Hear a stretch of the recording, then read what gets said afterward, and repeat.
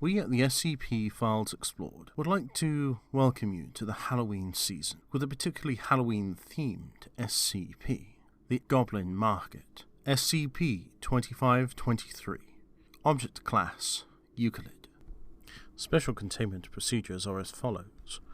Annually on August the 15th, Mobile Task Force Omicron 13, Trick or Treat, is to be activated. MTF-013 must begin a full Class W amnestic treatment regime no later than August the 20th. MTF-013 will begin the Class W dosage ramp down no earlier than November 7th and will stand down no earlier than November 15th. Activation may be extended up to 90 days at the discretion of the SCP-2523 project lead. Further extensions must be approved by both the reporting HR supervisor and the reporting medical officer. Beginning on October 1st, MTF-013 will conduct 24-hour observation of 8 sites affected by SCP-2523, designated SCP-2523-A through H. This will include the easternmost and westernmost affected locations as one additional site chosen in each US time zone on October 31st, 1 hour prior to local sunset. MTF-013 will deploy a 2-man contact team into each designated site. As each location enters the anomaly, teams will confirm positive contact and passphrase with each other prior to carrying out mission objectives. Contact teams are to be relieved every 8 hours for 24 hours. Ejected team members must be replaced immediately. All teams within the anomaly must confirm positive contact and passphrase during each relief or replacement. Team members are to attempt to prevent non-monetary purchases by civilians, using low-profile social engineering techniques only. In the event that a civilian engages in a non-monetary purchasing, they are to ascertain the civilian's identity and point of origin, and advise the support teams. Support teams are to immediately locate and detain any civilians who have made a non-monetary purchase. Purchased items are to be confiscated for study. Detained persons are to be interviewed and then released following the application of Class A amnestics. Ejected contact team personnel are to be immediately reclassified as Class E personnel, debriefed and quarantined for 366 days, at a location at least 60 kilometers away from any key Foundation assets. Survivors may return to duty pending approval by reporting medical officer. Currently, detention of SCP-2523-1 entities is not authorized.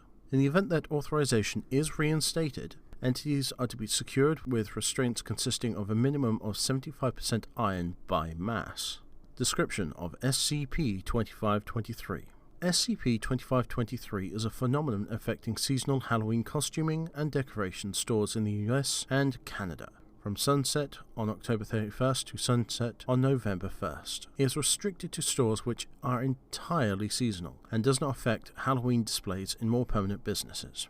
While the anomaly is active, the affected locations become spatially collected, regardless of geographic separation. Store interiors will overlay where sufficiently similar, e.g. displays, shelving will become a single shelf unit without duplication of products. Otherwise, the entire space expands as needed. Persons entering one location are able to physically interact with persons at all affected locations in real time and return to their place of origin when exiting the building. Affected locations remain open for the full 24-hour period, regardless of posted hours. At sunset, 4 to 6 entities designated SCP-2523-1 will appear and relieve all employees. The entities are diminutive humanoids, estimated to be between 0.8 and 1.2 meters in height, with a variety of chimerical features from various vertebrates, as well as limbs and extremities that vary in proportion. These entities carry out routine retail operations, except for attempting to persuade customers to make non-monetary exchanges. At the end of this 24-hour period, they are relieved by scheduled human employees who typically begin closing the store for the season. Exposed persons will rationalize all anomalous properties of SCP-2523, including those of the trades, entities, and objects originating from the anomaly, as normal experiences. This effect extends to direct conversations with the affected persons as well as photographs and other direct recordings. This is an antimemetic effect that Class W amnestic treatment combined with conscious reaffirmation of observed details has been demonstrated to neutralize. This has allowed us to study the anomaly. When a customer attempts to purchase an item during the anomaly, SCP-2523-1 entities will attempt to persuade the person not to use a monetary-based means to purchase the item. Instead, the entity will ask for a trade. Entities have accepted physical objects as well as more abstract constructs as fair trade. This has included hair, personal abilities, years of life, children, illegal drugs, memories, emotions. For a full list, see Appendix B. If the consumer insists on paying with money, the entity will, with visible reluctance, accept this. Customers appear to have permanently lost the traded quality. In all cases, that it was testable. The following is a list of items that you can get with non-monetary based means. This has been itemized as Appendix B. Prosthetic vampire fangs. Anomalous effect. The wearer develops an uncontrollable desire to consume blood. Any vertebrate blood is acceptable, as well as the ability to induce a state of extreme suggestibility via conversation in others. This is exchanged for 30 grams of the highly illegal drug heroin. A dark chocolate candy bar. Effect.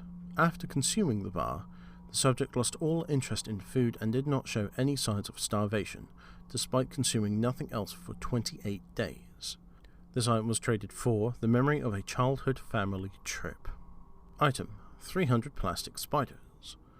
Effect: purchaser was inspired to consume the spiders. Following the consumption of a spider, subject was able to excrete an otherwise non-anomalous living banded spider from any bodily orifice and direct it telepathically.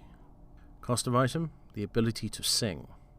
Item: a sexy nurse's costume. Oh my. Effect: wearer demonstrated markedly decreased sexual inhibitions, as well as increased attractiveness to the opposite sex. Sexual partners reported mild anesthetic effects. The price for this item is, quite terrifyingly, an 8-year-old boy. The current whereabouts of this unfortunate child is unknown. Item: a decorative trick mirror. Effect: entities visible in the mirror are deceased persons or pets known to the viewer. Price for item: empathy. Item: a bag of roasted pumpkin seeds. Effect: unknown at present. However, the seeds appear to originate from another SCP, SCP-097. Price for this item: a tattoo depicting the rank chevrons of a United States Petty Officer First Class. The tattoo was removed from the individual without any scarring or injury. Addendum: ejection events. The first ejection event occurred during the initial containment in 1999 on November 1st at 1:0110 hours in the morning, and is typical of all later ejection events.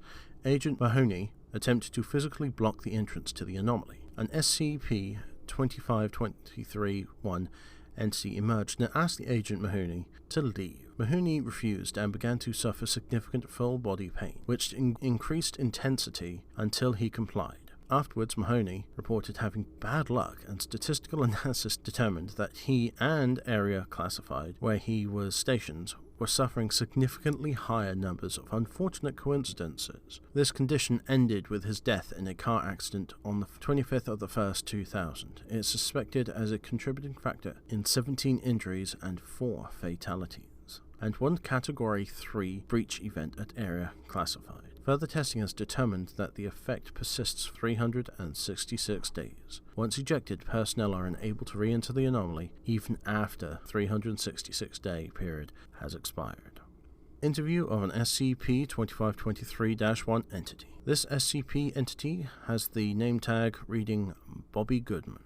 Interviewer: Agent Rossetti. Forward: on the 31st of the 10th, 2001, at 2000 hours, MTF-013 agents abducted an SCP-2523-1- entity to Site 17 for questioning and containment. It is described as having canine ears, a primitive muzzle, and disproportionately long arms and legs. See Appendix A for full description. Entity was successfully secured with iron restraints. 3 05013 members were ejected from the anomaly as a consequence of this operation. Beginning log. Rossetti. So, Bobby, would you like to tell me about where you work? SCP-2523-1. I don't work, human. I sell things. Rossetti. Tell me about the things you sell, then. SCP-2523-1. We sell delicious things, wonderful things, things of joy and of darkness, things from the land of youth, things from the land of death, and things from the border country. Come and buy. Rossetti. Who are you? SCP-2523-1. You humans, so forgetful, such a delight. At summer's end, the gates at the border country are opened wide. We have come to sell our wares at this time, as we did in the, what is your word for the places in the shadows that cannot be reached from the now? The past. We are the in-between people, the border people, the vassals neither to hot, radiant summer, nor cold, merciless winter. We are the autumn people. Rossetti. Why only seasonal Halloween stores and not others? SCP-2523-1. Oh, the in-between places. They are ours. They too live only here in the edge of summer. Rossetti. Why do you prefer to trade for things and not money? SCP-2523-1. Money has no value. It's only a medium of exchange. We crave only things of value. For these we can trade in the world. How do you think we get the things we sell? We are the autumn people. We're not cobblers. Rossetti. Are you aware that the things you sell are problematic for humans? SCP-2523-1. Yes, of course they are. We are merry people. Where's our mirthful? End log. Closing statements. Following the interview, the entity was transferred to a humanoid containment unit and was extremely cooperative. At sunset on the 1st of the 11th, 2001, the entity vanished from the containment facility, leaving behind a crude doll made of rough, unworked oak sticks, clothing scraps, and a mineral clay. On a side note to this, all milk-based products at Site-17 were reported to have instantly spoiled simultaneously at this event. Footnotes. The similarities between this phenomenon and SCP-1323, including the overlapping time frame, spatial distortion, and the behavior of the entities within, and the nature of the exchanges, suggest that these may be highly correlated phenomena. Questioning the SCP-2523-1 entities about the connection has resulted in ejection events. Thank you for attending this brief.